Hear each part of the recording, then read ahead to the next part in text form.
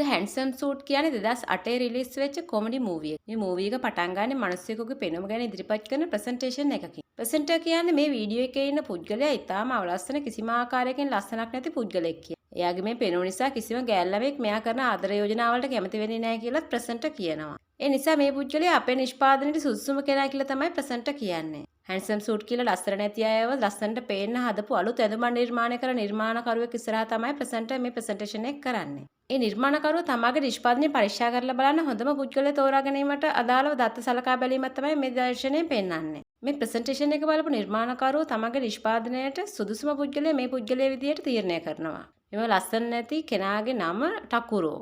අවුරුදු 33ක පුද්ගලයෙක්. මෙයා ලස්සනින් අඩු තැනැත්තෙක්. ඒත් මෙයාට එයාගේ අම්මගෙන් ලැබිච්ච හොඳ ඉහළ දක්ෂ ඉවීමේ හැකියාවක් තියෙනවා. ටකුරෝ රෙස්ටොරන්ට් එකක් කරගෙන යනවා. එයාගේ කෑම වලට නම් ඉහළ ප්‍රතිචාරයක් තියෙනවා. ඒත් එයාගේ පෙනුමට කිසි කෙනෙක් කැමති නැහැ. වැඩක් නැති හැම වෙලෙම ටකුරෝ ඉන්නේ ඇඟිල්ලක් නහයේ තියාගෙන. කිසිම ගෑල් ළමෙක් ටකුරෝට මේ නිසා කැමති වෙන්නේ නැහැ. මේ වෙනකොට ගෑල් ළමයා 101ක් ටකුරෝව රිජෙක්ට් කරලා තියෙනවා. දවසක් ලස්සන තරුණ ගෑනු ළමෙක් ටකුරෝගේ රෙස්ටොරන්ට් එකට වේටර් කෙනෙක් විදිහට වැඩ කරන්න කියලා හිතාගෙන ආවා. එයාගේ තියෙන ලස්සන දැක්ක ගමන් කිසි දෙයක් හොයන්නවත් නැතුව ටකුරෝ එයාව වැඩට ගත්තා. ඒ ගෑනු ළමයාගේ නම හිරෝකෝ. එච්චර ලස්සන කෙනෙක් තමන් එක්ක වැඩ කරන එක ගැන ටකුරෝ හරිම සතුටින් හිටියා. ටික දවසකින් ටකුරෝට හිරෝකෝ ගැන ආදරයක් ඇති වුණා. දවසක් රෙස්ටොරන්ට් එකේ වැඩ කරන කෙනෙක් හිරෝකෝගෙන් ඇහුවා මෙච්චර රෙස්ටොරන්ට් තියෙදි ඇයි ඔයා මේ රෙස්ටොරන්ට් එකටම වැඩ කරන්න ආවේ කියලා. එතකොට හිරෝකෝ කිව්වා දවසක් එයා තාත්තත් එක්ක කෑම කන්න මේ කඩේට ආවා කියලා. කෑම කාලේ යනකොට හිරෝකෝ දැක්ක දර්ශනයක් ගැන හිරෝකෝ විස්තර කරන්න පටන් ගත්තා. රෙස්ටොරන්ට් එකට ඇවිල්ලා කෑම කාලේ සල්ලි ගෙවන්නේ නැතුව යන කෙනෙක් ටකුරෝට අහු වුණා. ඒත් එයාට ගහන බඩිනවා වෙනුවට ටකුරෝ ඇහුවා ඇයි සල්ලි ගෙව්වේ නැත්තේ කියලා. ඒ මිනිස්සුගේ විස්තර ඇහුවට පස්සේ ටකුරෝ ඒ කෙනාට අනාගතේ ඕනම දවසක කෑමවල සල්ලි ගෙවන්න කියලා ඉඩ දුන්නා. ටකුරෝගේ තිබ්බේ කරුණාවන්ත බවට ගොඩක් ආස හිතුන නිසා රෙස්ටොරන්ට් එකේ වැඩට එන්න හිතුණා කියලා තමයි හිරෝකෝ කිව්වේ. ටකුරෝගේ හිතේ හිරෝකෝ ගැන තිබ්බ ආදරය එන්න වැඩි වුණා. හිරෝකෝට තමන්ගේ තියෙන ආදරය ගැන කියන්න ඕන ටකුරෝ පස්සට ගියා එයාගේ පෙනුම නිසා. ඒත් එයාගේ යාළුවා නම් කිව්වේ ඔයා කාට හරි කැමති නම් ඒක බය නැතුව ඒ කෙනාට කියන්න කියලා. දවසක් ටකුරු පොඩි ළමයිගේ පාක් එකක වාඩිලා කල්පනා කර ඉන්නකොට මුලින්ම පෙන්නුවා නව නිර්මාණකරුවන්ගේ සමාගමේ මැනේජර් ඇවිල්ලා ටකුරුව හම්බ වුණා. එයාලගේ අලුත් හැන්සම් සූට් එක නිසා ටකුරුට එයාගේ පෙනීම වෙනස් කරගන්න පුළුවන් ලස්සන හැන්සම් කෙනෙක් වෙන්න පුළුවන් කියලා ටකුරුට කිව්වා. ඒ ටකුරු කැමති වුණේ නැහැ. එයාගේ ඇත්ත පෙනුම වෙනස් කරගන්න.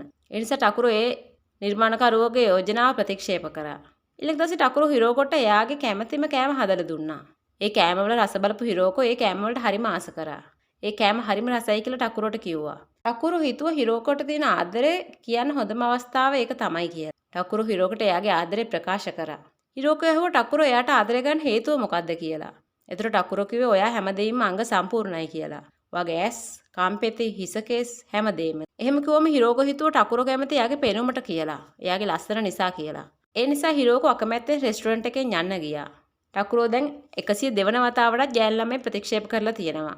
ටකුරෝ හරම කලකිරීමෙන් හිටියා. ඊළඟ දවසේ ටකුරෝ එයාට නව නිර්මාණකරුවගේ දුන්න ඇඩ්‍රස් එක හොයාගෙන එතනට ගියා. පෙන්ගුයින් කෙනෙක් වගේ හැඩේ තිබ්බ හැන්සම් සූට් එක මුලින්ම දැක්ක ගමන් ටකුරෝ ටිකක් බය වුණා. ඒ නිසා ටකුරෝ ඕන නැහැ කියලා යන්න පිටත් වුණා මැනේජර් ටකුරෝව ඉඳගත්තා. හැන්සම් සූට් එකේ නිර්මාණකරු ටකුරෝට පැහැදිලි කරලා දුන්නා මේ ඇඳුම නිසා එයාගේ මුළු ජීවිතේම ලොකු වෙනසක් කරගන්න පුළුවන් වෙනවා කියලා.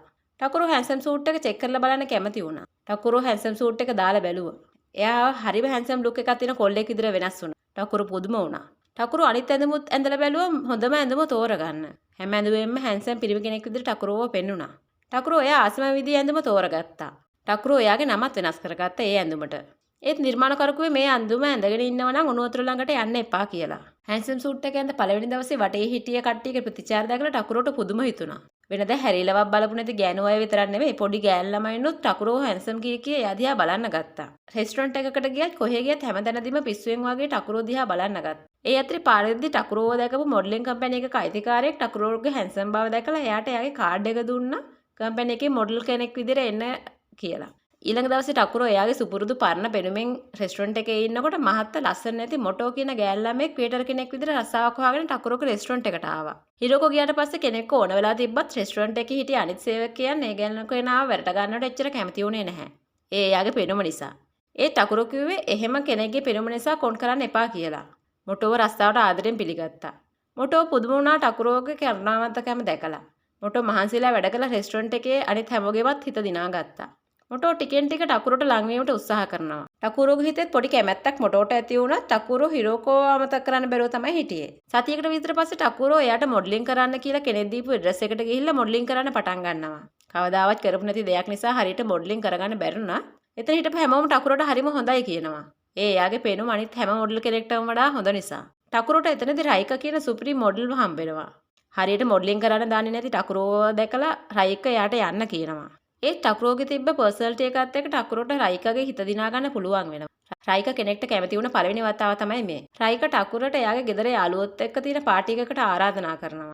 ටකුරෝ ගිහිල්ලා බලනකොට රයිකගේ යාළුවොත් එයාගේ යාළුවම තමයි කියලා එයා දැක ගන්නවා. ටකුරෝ එයාගේ සුපුරුදු ඉවීමේ දක්ෂතාවලින් හැමෝම පුදුම කරවනවා. දැන් ටකුරෝ කඩවසම් නිසා වෙන්දට වඩා එයාගේ දක්ෂතාවවලට ප්‍රතිචාර ලැබෙනවා. ප්‍රශංසා ලැබෙනවා. හැමදාම මොඩලින් වලට ගිහිල්ලා එනකොට ටකුරෝට දැන් වෙන්දට වඩා හරිම මහන්සියක් දැනෙනවා. ඒ තිලක දවසේ රෙස්ටොරන්ට් එකේ ඉන්න ඕන නිසා කරන්න ඕන වැඩ ටික කරගන්න උදව් කරන්න මොටොත් රෙස්ටොරන්ට් එකේ ඉන්නවා. මෙහෙම වැඩ කරන අතර ටකුරෝ වැරදීමකින් මොටෝගෙන් අතල්ලනවා. දෙන්නට මේකෙන් වෙනස්ම හැඟීමක් දැනෙනවා. ඒත් දෙන්න මේ ගැන සැලකිල්ලක් දක්වන්නේ නැතුව වගේ ඉන්නවා. ටකුරෝ දිගට මොඩලින් වැඩ කරා. හැමතැනම එයාගේ පෝස්ටර්ස්. ගෑන් ළමයාට වශී වෙලා වගේ තමයි ඉන්නේ. ටකුරෝත් හරිම සතුටින් හිටියා. ටකුරෝට හොඳට සල්ලිත් හම්බුණා.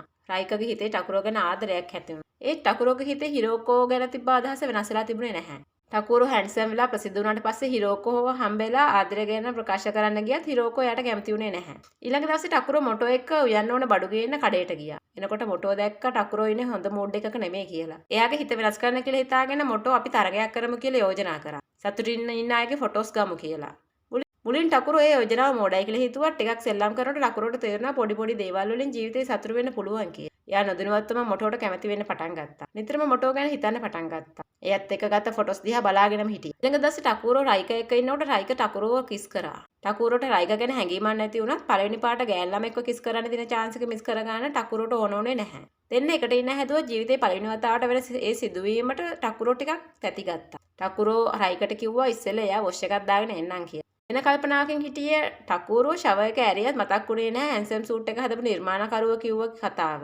ඒත් උණු වතුර ඇඟට වැටෙනකොටම ටකුරට මතක් වුණාත් එතකොට පරක්කු වැඩි. සූට් එක ඉරලා එයාගේ සැබෑ ස්වරූපය ආවා. රයික ගාවට ඒ විදිහට යන්න බැරි නිසා ටකුරු හොරෙන්ම එතනින් පැනලා ආවා. රයිකට ටකුරු කරපු දේ ගැන ලැජ්ජාවක් වගේ දැනුණා. එයාව මීට කලින් කිසිම පිරිමි කෙනෙක් රිජෙක්ට් කරලා නැහැ.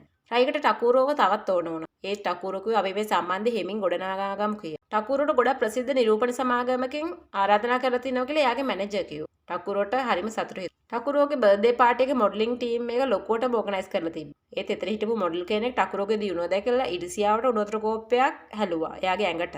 වාසනාවට ඒ වෙලාවෙම එතන පවර් කට් එකක් සිද්ධ වුණා. ඒ නිසා ටකුරුට අනිත් අය දකින්න කලින් එතනින් පැන ගන්න පුළුවන් වුණා. ටකුරු එයාගේ ඉරිච්ච පරණ ඇඳුම අරගෙන ගිහලා නිර්මාණකරුගෙන් අලුත් ඇඳුමක් ඉල්ලුවා. නිර්මාණකරු වෙන ඇඳුමක් දුන්නා. හැබැයි කිව්වා මේක පර්මනන්ට් සූට් එකක් කියලා. ඔයාට ඕන වෙලාවට මේක ගලවන්න බෑ කියලා. ඔයා මේක අඳිනවා නම් ඔයාගේ සම්පූර්ණ අතීතෙම වෙනස් කරගන්න වෙනවා කියලා නිර්මාණකරු කිව්වා. ගොඩක් වෙලා හිටපු ටකුරෝ ඒකට කැමති වෙලා සූට් එක ඉල්ලගත්තා. එයා කල්පනා කර කර යන අතරේ ට්‍රේන් එකේදී වැරදිලා එතන හිටපු ගෑනු කෙනෙක්ගේ අතේ ටකුරෝගේ අත වැදුනා. ටකුරෝ ඒ ගෑනු කෙනාට කරදර කරන්න හැදුවා කියලා ඒ ගෑනු කෙනා කෑ ගහන්න පටන් ගත්තා. පරණ අවලස්සන විදියට හිටපු ටකුරෝ කියන කිසි දෙයක් කිසිම කෙනෙක් පිළිගන්න කැමති වුණේ නැහැ. එයාව පොලිසියට බාර කරා. යාළුවෝ ඇවිල්ලා තමයි ටකුරෝව බේරගත්තේ. පොලිසියෙන් නම් ගෙදර ආපු ටකුරෝව දැකපු මොටෝ කිව්වේ ටකුරෝ කවදාවත් ගෑන් ළමයට කිසිම විදියකින් කරදර කරන්නේ නැහැ කියලා හොඳටම විශ්වාස කරා. ටකුරෝ හැම ඇත්තක්ම මොටෝට කියන සූදානම් වුණත් මොටෝ ඒක අහන්නේ නැතුව එතනින් ගියා.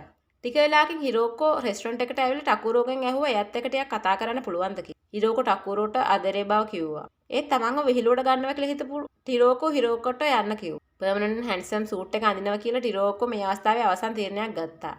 පහුවෙන්ද ටකුරෝට ආරාධනා කරලා තිබ්බ ලොකු මොඩලින් ෂෝ එක පටන් ගන්න හදන්නේ. ඒත් ටොරෝකෝට කෝල් එකක් එනවා මොටෝ හැප්පිලා තුවාල වෙලා කියලා. එයාට හිතා ගන්න බැරි වෙනවා. ඒ වෙලෙම එයාට ස්ටේජ් එකටත් යන්න වෙනවා. ඒත් එයා ස්ටේජ් එකේ ඉන්නකොට එයාට තේරෙනවා එයා බලාපොරොත්තු වෙන ජීවිතේ මේක නෙමෙයි කියලා. එයා වැඩිම සතුටින් හිටියේ මොටෝ එක කියලා. ඒක තේරුණ ගමන් ටකුරෝ ෂෝ එක මැදදීම එතනින් දුවලා යනවා. එයා ඇඳගෙන හිටපු හැන්ඩ්සම් සූට් එක ගලවන්න හදනවා. ඒත් එයාට අමතක වෙනවා මේක වෙන්ද වගේ මාරු කරන්න පුළුවන් එකක් නෙමෙයි මේ පර්මනන්ට් එක කියලා. ඒත් ටකුරෝට එයාගේ පරණ පෙනුමට යන්න ඕනම වුණා. ටකුරෝ බ්ලේඩ් එකක් අරගෙන එයාගේ හැම කපන්න පටන් ගත්තා. වැඩේ හරි ගියා. ටකුරෝට එයාගේ පරණ පෙනුම හම්බුණා. දුවලා ගියා මොටෝව බලන්න. මොටෝට කරදරයක් නැහැ කියලා දැනගත්තම ටකුරෝට සැනසීමක් දැනුණා. ටකුරෝ මොටෝත් එක්ක කතා කරා. මොටෝට එයාගේ තියෙන ආදරේ ප්‍රකාශ කරා. ටකුරෝ හිතුවේවත් නැති දෙයකින් පුදුම වුණා. මොටෝ එයාගේ මහත ඇඳුම ගලවන්න පටන් ගත්තා. ඒක ඇතුලේ හිටිය හිරෝකෝ. හිරෝකෝගේ ලස්සන නිසා එයාට මිනිස්සු කැමති වෙන එක හිරෝකෝට කරදරයක් වෙලා තිබ්බා. ඒ නිසා හිරෝකෝට ඕනලා තිබ්බේ වෙනස් වෙලා කොහොමද මිනිස්සු සලකන්නේ කියලා බලන්න. ඒ නිසා තමයි හිරෝකෝ මේ විදිහට මහත ඇඳුමක් ඇඳගෙන තියෙන්නේ. හිරෝකෝ ටක්කුරෝකෙන් බොරු කිව්වට සමාව ගත්තා. අන්තිමට ඒ දෙන්න එකතු වුණා. මේ විදිහට තමයි මේ කතාව අවසන් වෙන්නේ.